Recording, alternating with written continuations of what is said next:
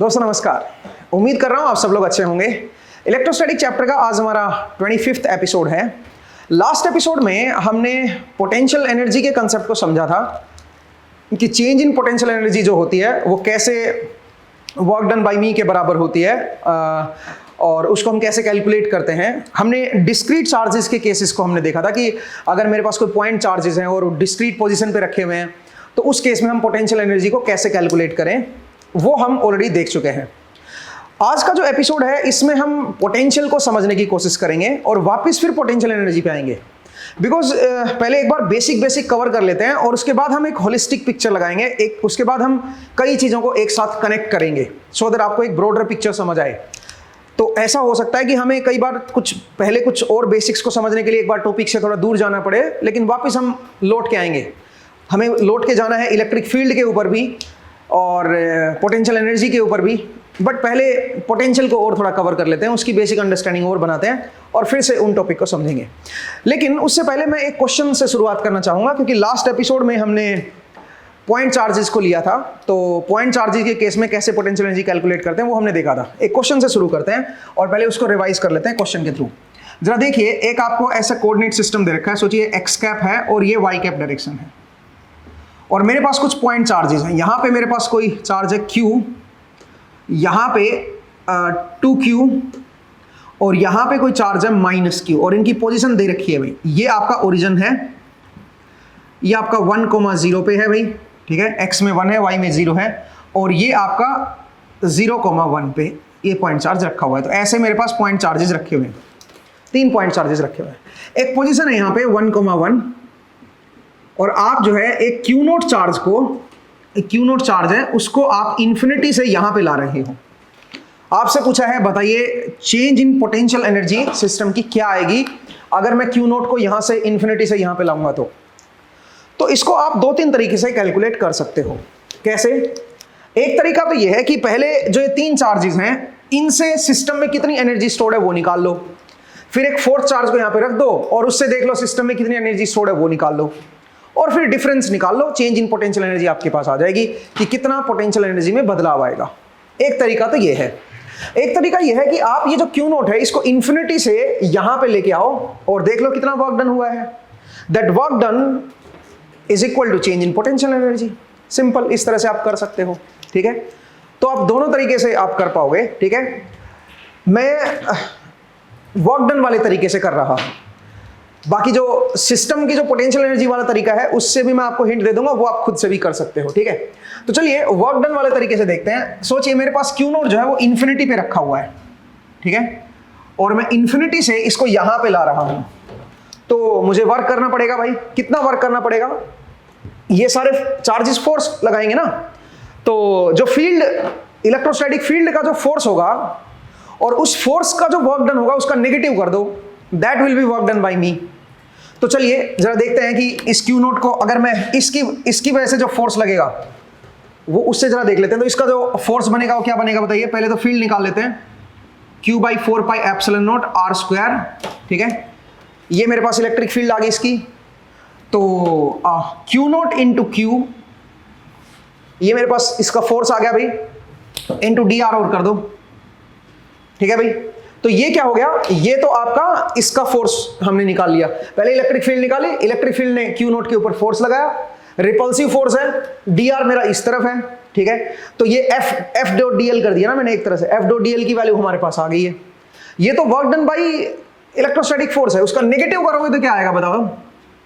Work done by मी, ठीक है।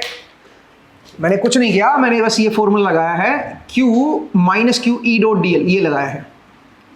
तो हमने क्या किया? E डॉट dl, E तो मेरा रेडियली आउटवर्ड है, dl को मैंने dr लिख दिया और E की वैल्यू क्या बनेगी इस चार्ज की वजह से? Q/4πε0 r², ठीक है। या फिर एक काम और कर सकते हो आप, जरा देखिए, पहले सबकी इलेक्ट्रिक फील्ड लिख लो ना यार, जितने भी चार्जेस हैं यहाँ पे उन सबकी इलेक्ट्रिक फील्ड लिख लो। तो इसकी वजह से जो इलेक्ट्रिक फील्ड होगी r डिस्टेंस अवे वो होगी Q/4πε0 r², ठीक है। रेडियली आउटवर्ड होगी r कैप, ठीक है। ओके, नेक्स्ट आइए भाई, इस 2Q की वजह से क्या होगी? 2Q/4πε0 r², ये भी r कैप होगा और एक आएगी -Q upon 4 pi epsilon naught r square r cap. ये मेरे पास टोटल इलेक्ट्रिक फील्ड बनेगी किसी भी डिस्टेंस आर पे, इससे भी आर डिस्टेंस पे, इससे भी आर डिस्टेंस या इससे भी, सबसे आर डिस्टेंस अवे हमने इलेक्ट्रिक फील्ड निकाल ली है। ठीक है, अब मैं काम कर रहा हूं, डॉट डीएल करूंगा तो यहां पे डीआर आ जाएगा, यहां पे भी डीआर आ जाएगा और यहां पे भी डीआर आ जाएगा। ठीक है भाई, अब जरा देखिए, अब मैं Q नोट से मल्टीप्लाई कर रहा हूं भाई, ई डी आर तो आ गया ना, अब यहां पे Q की जगह माइनस Q नोट आ जाएगा।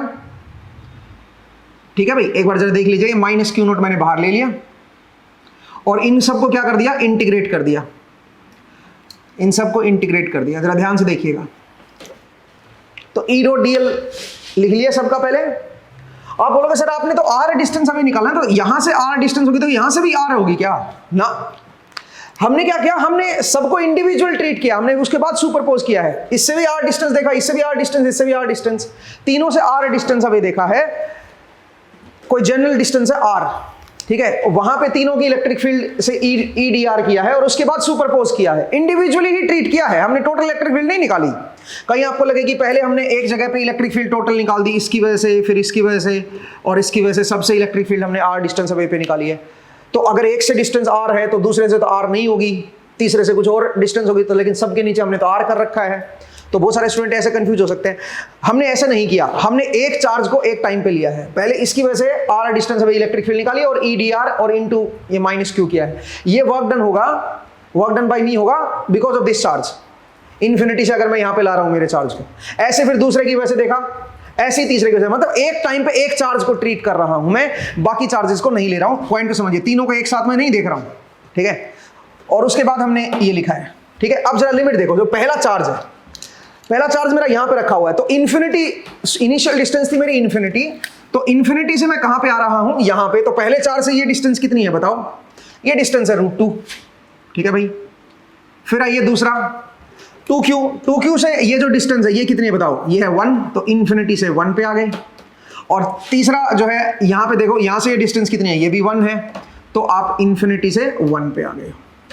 ठीक है भाई, इस लोकेशन की यहां से डिस्टेंस और यहां से डिस्टेंस निकाल ली। इनिशियल डिस्टेंस मेरी इन्फिनिटी पे थी। ठीक है, तो ये हो गया वर्क डन बाय मी। और इसकी वैल्यू अगर मैं कैलकुलेट करूंगा तो बनेगा Q naught upon 4 pi epsilon not, और ये बन जाएगा 1/√2।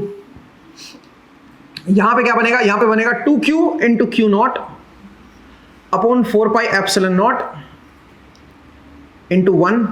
ठीक है, और यहां पे बन जाएगा minus Q naught upon 4 pi epsilon naught into 1।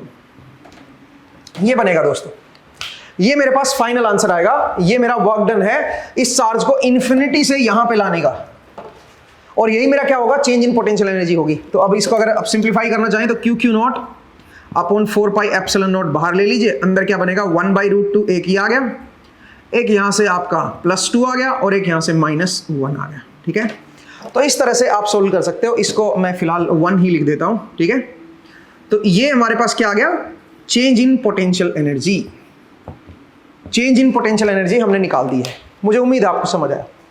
एक और तरीका भी है, आप क्या करो, आप पहले ये जो तीन सिस्टम, इस सिस्टम के अंदर जो 3 चार्जेस थे, पहले इनकी वजह से स्टोर्ड एनर्जी निकाल लो, फिर एक Q नॉट चार्ज को भी यहां पे ले आओ और फिर एनर्जी स्टोर्ड निकाल लो और फिर डिफरेंस ले देख लो, जरा वो भी देख लेते हैं भाई। ठीक है, तो अगर मैं पहले इन तीनों की वजह से एनर्जी अगर मैं निकालूं तो क्या बनेगी, ग्रुपिंग बनानी है भाई, पहले इसके साथ और इसके साथ कर लो, तो ये बन जाएगा Q into 2Q divide by 4 pi epsilon not, और इनके बीच की डिस्टेंस है मेरी 1।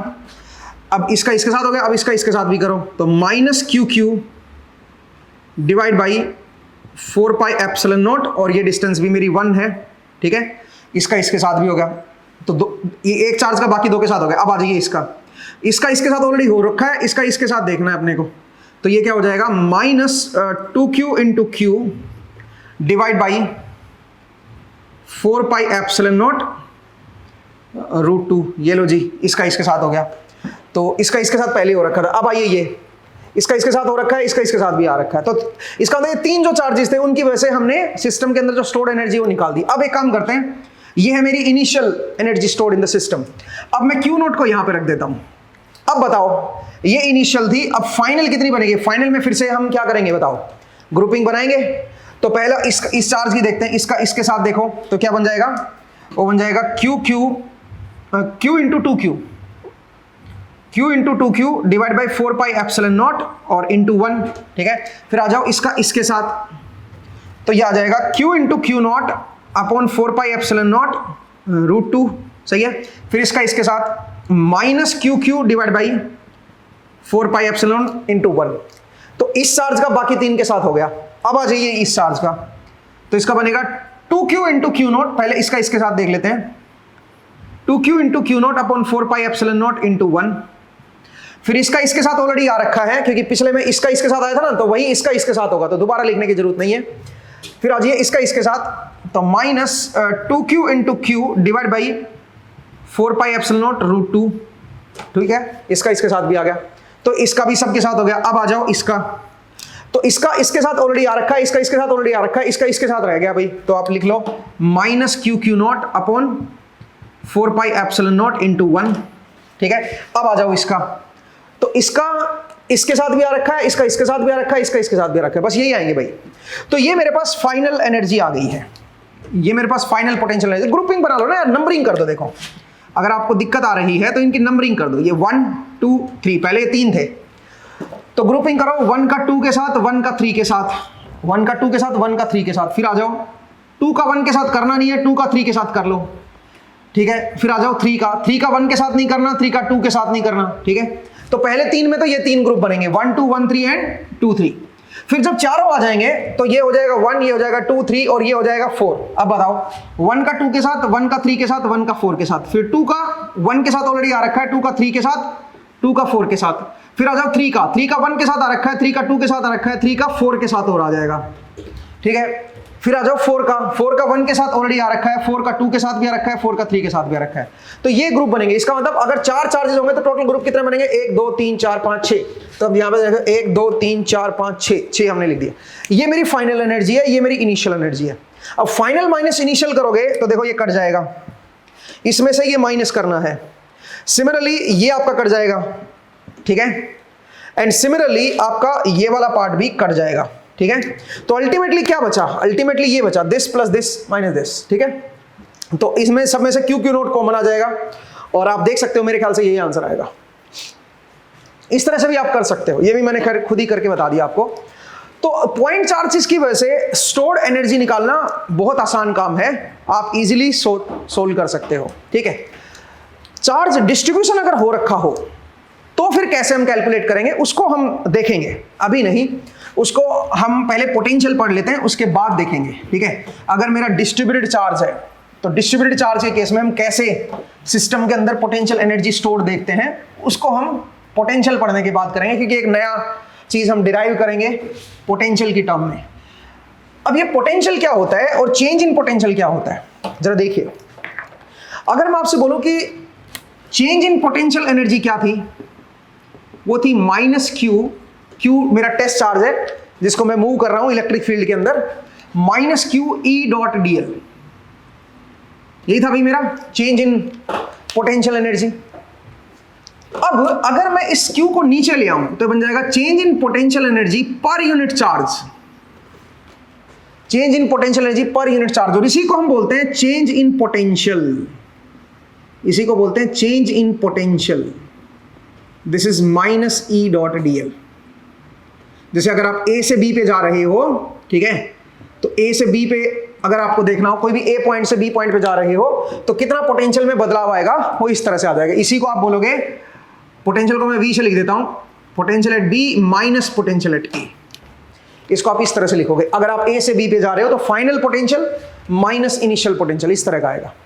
तो चेंज इन पोटेंशियल को समझिए, पोटेंशियल में जो बदलाव आएगा, तो पोटेंशियल जो है वो एसोसिएटेड है पोटेंशियल एनर्जी के साथ ही, आप ये समझिए। अगर मैं टेस्ट चार्ज की वैल्यू को 1 कूलम रख लूं तो 1 कूलम टेस्ट चार्ज को अगर मैं A से B पे मूव कर रहा हूं तो कितना पोटेंशियल एनर्जी में बदलाव आएगा, वही मेरा पोटेंशियल होगा। पॉइंट को समझिए, वही मेरा पोटेंशियल में बदलाव होगा। अगर मैं 1 कूलम टेस्ट चार्ज को अपनी पॉकेट में रख के इलेक्ट्रिक फील्ड के अंदर A से B पे मूव कर रहा हूं तो कितना पोटेंशियल एनर्जी में बदलाव आएगा सिस्टम की, that will be equal to change in potential also. तो चेंज इन पोटेंशियल सिंपल है, change in potential energy per unit charge. Unit charge को मूव करने में कितना पोटेंशियल एनर्जी में बदलाव आता है, उसी को हम चेंज इन पोटेंशियल बोल देते हैं। अगर कोई टेस्ट चार्ज मेरा Q है, Q को मूव करने में अगर चेंज इन पोटेंशियल एनर्जी कुछ डेल्टा P है, तो 1 कूलम चार्ज को मूव करने में कितना हो जाएगा, change in potential energy delta P by Q हो जाएगा, और उसी को हम क्या बोल देंगे, चेंज इन पोटेंशियल बोल देंगे, और कुछ नहीं है। ठीक है, अभी के लिए फिलहाल बस इतनी जानकारी रखिए, ये आएगा मेरा चेंज इन पोटेंशियल। अब सुनिए, अगर मैं स्मॉल लेंथ मूव कर रहा हूं, बहुत ही ज्यादा छोटी, तो आपको इंटीग्रेट करने की जरूरत नहीं है। तो आप क्या लिखोगे, आप लिखोगे dv change in potential is equal to minus E dot dl। Simple ही आ जाएगा, इंटीग्रेट करने की जरूरत नहीं है, क्योंकि आप लॉन्ग डिस्टेंस नहीं चल रहे हो। अगर आप लॉन्ग डिस्टेंस चलते a से b तक, तो फिर ये भी इंटीग्रेट होता va से vb तक। ठीक है, अगर आप लॉन्ग डिस्टेंस चलते तो a से लेके b तक अगर आप चलते, तो ये आपका a पे क्या होता, ये va होता, और b पे क्या होता, vb होता। तो इधर क्या लिखते, इधर आप लिखते potential at b minus potential at a, और इधर क्या लिखते हैं, minus E dot d L, और कहां से कहां तक, ए से लेके बी तक। सही बात है भाई, इस तरह से आप जो है चेंज इन पोटेंशियल को निकाल सकते हो। मुझे उम्मीद है कि आपको ये समझ आया। तो ये रिलेशन भी बड़ी इंपॉर्टेंट है, dV is equal to change in potential is equal to minus E dot d l. ये मेरा चेंज इन पोटेंशियल आ जाएगा। ये क्या, स्मॉल लेंथ अगर आप चल रहे हो इलेक्ट्रिक फील्ड के अंदर, तो कितना पोटेंशियल में बदलाव आएगा, ये आपको पता चल गया है। ठीक है, अब इसी से एक स्टेप और आगे चलते हैं। अब यहां पे 2-3 चीजें हैं, एक तो ये रिलेशन बड़ी इंपॉर्टेंट है भाई, और एक ये जो रिलेशन आई है हमारे पास, ये भी बड़ी इंपॉर्टेंट है। इन दोनों से चीजों को जरा समझते हैं। पहले इसको जरा समझते हैं, पहले लॉन्ग डिस्टेंस की बात करते हैं, फिर स्मॉल डिस्टेंस पे आएंगे। चलिए मैं इसको रब कर रहा हूं भाई। तो हमने चेंज इन पोटेंशियल को देखा है। अब मान लीजिए कोई मेरे पास पॉइंट चार्ज है, कोई पॉइंट चार्ज है, यहां पे प्लस Q चार्ज रखा हुआ है, और ऑब्वियसली इसकी वजह से इलेक्ट्रिक फील्ड लाइन सेटअप हो जाएंगी। मैं अगर A पॉइंट से और B पॉइंट पे आ रहा हूं, तो मुझे बताना है कि पोटेंशियल में कितना बदलाव आएगा, चेंज इन पोटेंशियल क्या आएगा। और यहां से ये जो डिस्टेंस है, ये मान लीजिए मेरे पास RA है, और ये जो डिस्टेंस है ये है मान लीजिए मेरी RB। ठीक है, ये डिस्टेंस है मेरी RA इनिशियल, और फाइनल है RB। मुझे निकालना है चेंज इन पोटेंशियल, इसका मतलब potential at B minus potential at A मुझे निकालना है। तो आप क्या करोगे बताओ जरा, minus integration E dot dl, और RA से कहां पे आओगे आप बताओ, RB पे आओगे। अब E क्या है मेरी, इलेक्ट्रिक फील्ड जो इस पॉइंट चार्ज की वजह से, वो क्या है, जो पॉइंट चार्ज की वजह से इलेक्ट्रिक फील्ड है, वो है Q/4πε0 r square r cap. ये मेरे पास इलेक्ट्रिक फील्ड है पॉइंट चार्ज Q की वजह से। तो E डॉट dl अगर मैं करूंगा, तो dl स्फेरिकल कोऑर्डिनेट सिस्टम है, स्फेरिकल कोऑर्डिनेट सिस्टम में dl आप जानते हो, dl के अंदर 3 कंपोनेंट होंगे। ठीक है, वो बनेंगे dr r cap plus r d theta cap plus r sine theta d phi cap. ये मेरे पास dl बनेगा दोस्तों।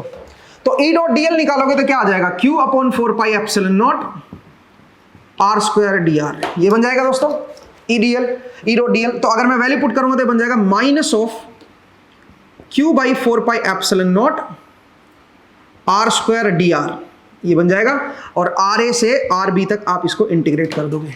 ठीक है, तो अगर आप इसको सोल्व करोगे तो बनेगा VB minus VA comes out to be Q/4πε0 1/RB minus 1/RA।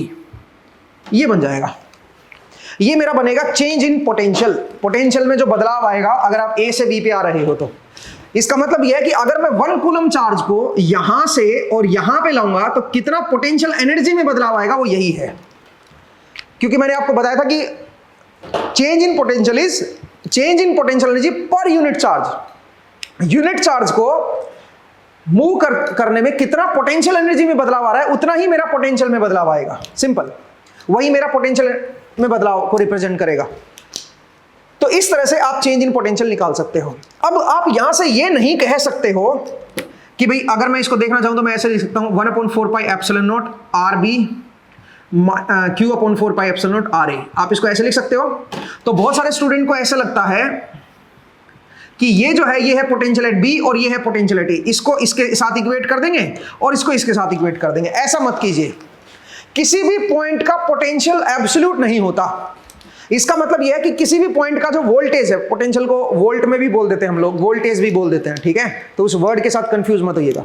किसी भी पॉइंट का पोटेंशियल, अगर मैं बोलूं इस पॉइंट का क्या पोटेंशियल है, तो वो आप नहीं बता पाओगे, एब्सोल्यूट नहीं होता। आप डिफरेंस को बता सकते हो कि ये जो है ये दो पॉइंट के पोटेंशियल का डिफरेंस है, बट इसका ये मतलब नहीं है कि ये पोटेंशियल एट बी है ना। आपको किसी भी पॉइंट का पोटेंशियल आप नहीं बता पाओगे, वो एब्सोल्यूट नहीं होता। आपको विद रिस्पेक्ट टू समथिंग बताना पड़ेगा कि ये किसी बी पॉइंट का पोटेंशियल है विद रिस्पेक्ट टू समथिंग। ये एब्सोल्यूट नहीं हो सकता किसी भी पॉइंट का पोटेंशियल। पॉइंट को समझिए, ये पॉइंट बी का पोटेंशियल नहीं बोलोगे इसको कि this is the point potential of point B ना, ये नहीं, ऐसे नहीं कह सकते हो भाई। तो फिर ये क्या चीज है? फिर अगर मुझे इसको डिफाइन करना हो, इस चीज को मैं क्या बोलूं और इस चीज को मैं क्या बोलूं, इसके लिए हम कैसे डिफाइन करें? तो जरा देखिए, उसको भी जरा डिफाइन करते हैं। लेकिन उससे पहले आप समझिए कि चेंज इन पोटेंशियल हम कैसे कैलकुलेट करते हैं, ठीक है। अब चलिए इस टर्म की बात करते हैं कि ये क्या टर्म है, ये क्या चीज है। तो आप जरा सोचिए, अगर मैं इंफिनिटी से, सोचिए अगर मैं इंफिनिटी से और मैं बी पोजीशन पे आता, इस पोजीशन पे, फिर बताओ पोटेंशियल में कितना बदलाव होता इंफिनिटी से बी पे। तो अगेन चेंज इन पोटेंशियल ये लगा लेते हैं, फाइनल पॉइंट मेरा बी पे है, इनिशियल मेरा इंफिनिटी पे है, तो आर ए की जगह पे इंफिनिटी कर दो भाई, सीधी बात है। तो अगर मैं आपसे बोलूं कि यहां पे ए वाला जो पॉइंट था, जो पहले यहां से ए से बी पे आ रहे थे, अब आप क्या कर रहे हो, इंफिनिटी से बी पे आ रहे हो, तो ए की जगह पे आप वी इंफिनिटी कर दो। तो इसका मतलब आप क्या लिखोगे, आप लिखोगे V B minus V infinity is equal to minus E dot DL from R A की जगह पे इंफिनिटी हो गया, इंफिनिटी टू आर बी, ये हो जाएगा। तो यहां से V B minus V infinity जो आएगा, it comes out to be, जब आप इसको सोल्व करोगे दोस्तों, तो बन जाएगा q upon 4 pi epsilon naught 1 by r B, ये बन जाएगा दोस्तों, क्योंकि आर ए की जगह पे इंफिनिटी आ गया ना, ठीक है, ये आ जाएगा। तो इसका मतलब क्या हुआ बताओ, ये जो टर्म है, ये टर्म है मेरे पास V B minus V infinity, ये वो वाली टर्म है भाई, माइनस ये क्या है फिर। तो ऐसे ही फिर आप अगर इंफिनिटी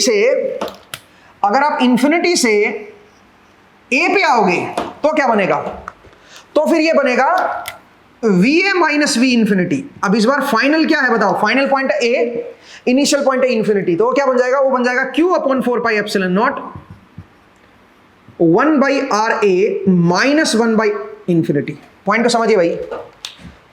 तो इसका मतलब ये जो टर्म है q upon 4 pi epsilon naught 1 by are A, ये क्या टर्म है बताओ, ये है V A minus V infinity. इसका मतलब ये कोई पॉइंट के पोटेंशियल नहीं है, ये चेंज इन पोटेंशियल है with respect to infinity. Infinity के रेस्पेक्ट में बी का पोटेंशियल है ये, आप ये समझिए। इंफिनिटी से जब आप बी पे आ रहे थे तो उसका पोटेंशियल है ये, और ये क्या है, ये इंफिनिटी पे से जब आप ए पे आ रहे थे तो कितना पोटेंशियल में बदलाव आया, ये वो है change in potential from infinity to A. इसका मतलब ए पॉइंट का एब्सोल्यूट पोटेंशियल नहीं है, ये चेंज को रिप्रेजेंट कर रहा है, इंफिनिटी से ए तक के चेंज को रिप्रेजेंट कर रहा है, ठीक है। और जब आप इन दोनों का डिफरेंस लोगे तो इंफिनिटी वाला एक कट जाएगा और ultimately B B minus V रह जाएगा। तो ये एब्सोल्यूट पोटेंशियल नहीं है बी पॉइंट का, विद रिस्पेक्ट टू इंफिनिटी है ये। इंफिनिटी के पोटेंशियल को आप जीरो भी मान सकते हो, इसको रेफरेंस मान लो, इंफिनिटी को इसको आप रेफरेंस मान सकते हो। रेफरेंस का मतलब 0 वोल्ट मान लो कि इंफिनिटी पे जो है वो 0 वोल्ट है मेरा पोटेंशियल, इंफिनिटी पे मेरा पोटेंशियल 0 वोल्ट है, रेफरेंस मान लिया मैंने।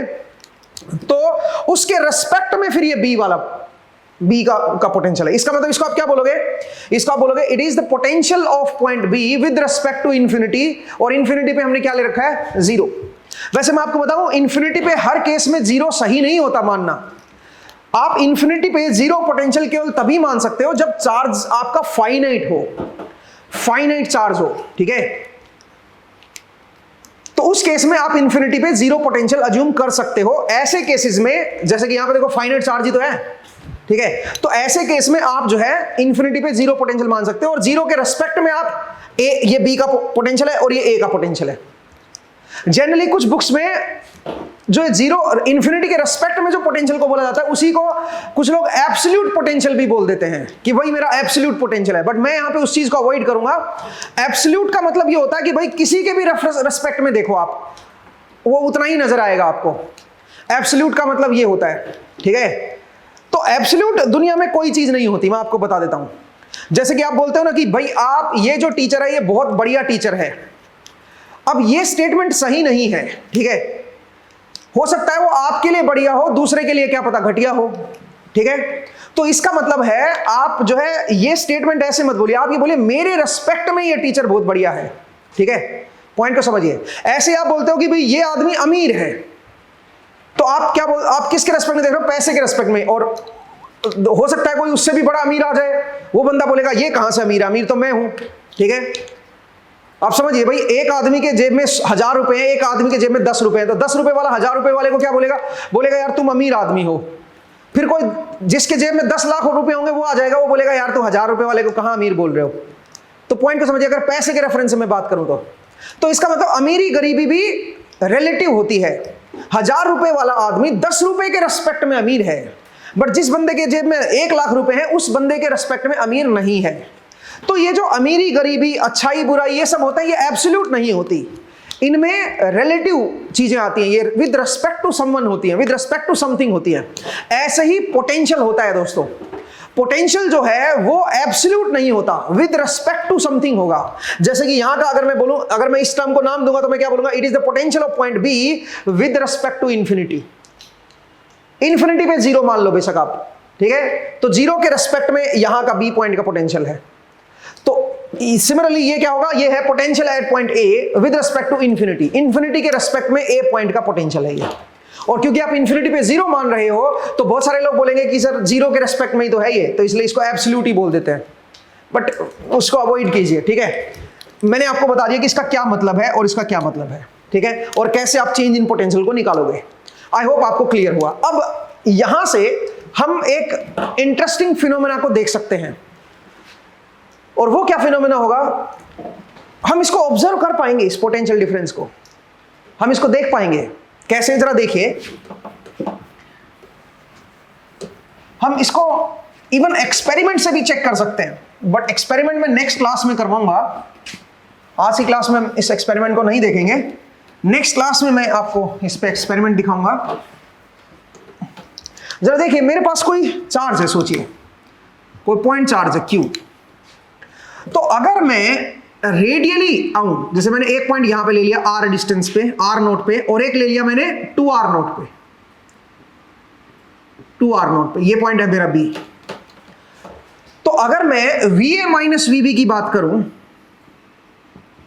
Potential at A minus potential at B, obviously ये potential at A with respect to infinity है, तो potential at A with respect to infinity क्या बन जाएगा? Q upon 4 pi epsilon naught R naught. This is the potential at A with respect to infinity due to this charge. ऐसे ही अगर मैं बोलूं potential at B with respect to infinity, वो बन जाएगा Q upon 4 pi epsilon not 2R not. ये आ जाएगा potential at B with respect to infinity। और दोनों का अगर डिफरेंस लेना है तो VA माइनस VB आ जाएगा। तो अगर मैं इसको सोल्व करूंगा तो ये बन जाएगा Q upon 4 pi epsilon not और 1 by R not minus 1 by 2R not, तो 1 बाई 2R नॉट रह जाएगा सीधा सीधा। ये क्या आ गया? ये इन दोनों पॉइंट के बीच का पोटेंशियल डिफरेंस आ गया। अब हमारे पास ऐसी चीजें हैं जो इसके असर को महसूस कर सकती हैं, इसको दिखा देंगे आपको। अगर ये इन दोनों में 2 पॉइंट के बीच पोटेंशियल डिफरेंस है तो हमारे पास कुछ ऐसी चीजें हैं जो डिटेक्ट कर सकती हैं इस पोटेंशियल डिफरेंस को। अब वो हम डिटेक्ट करके देखेंगे, ठीक है, और नेक्स्ट क्लास में देखेंगे। बट जरा समझिए, अगर मैं ये दोनों पॉइंट ऐसे ले लेता, जरा देखिए, ये मेरा पॉइंट चार्ज है Q, एक पॉइंट मेरा R नोट डिस्टेंस पे है A, और दूसरे पॉइंट को भी मैं R नोट डिस्टेंस पे ही ले रहा हूं, मतलब लेकिन वो मैं इस तरफ ले रहा हूं। ये पॉइंट है मेरा B, मतलब जो मेरा चार्ज है उससे एक R नोट पे है तो दूसरा भी R नोट पे ही है, मतलब मैं एक सर्कल पे मूव किया हूं। पॉइंट को समझिए। तो इन दोनों के बीच का जो पोटेंशियल डिफरेंस होगा, अब VA माइनस VB या VB माइनस VA, वो आपका 0 होगा। अब आपका 0 होगा, ठीक है। अगर मेरा R नोट के बीच कोई डिफरेंस नहीं है तो पोटेंशियल में बदलाव जो आएगा वो 0 आएगा। इसका मतलब अगर मैं कोई 1 कूलम चार्ज को यहां से यहां पे लेके आऊंगा तो मेरा चेंज इन पोटेंशियल एनर्जी 0 आएगी, पोटेंशियल एनर्जी में कोई बदलाव नहीं आएगा।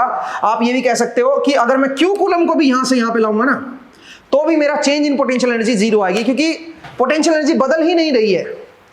E डॉट dl मेरा 0 है, मैं E जो डीएल जो लेंथ चल रहा हूं मैं इलेक्ट्रिक फील्ड की डायरेक्शन में नहीं चल रहा हूं, उसके परपेंडिकुलर चल रहा हूं ऑलवेज।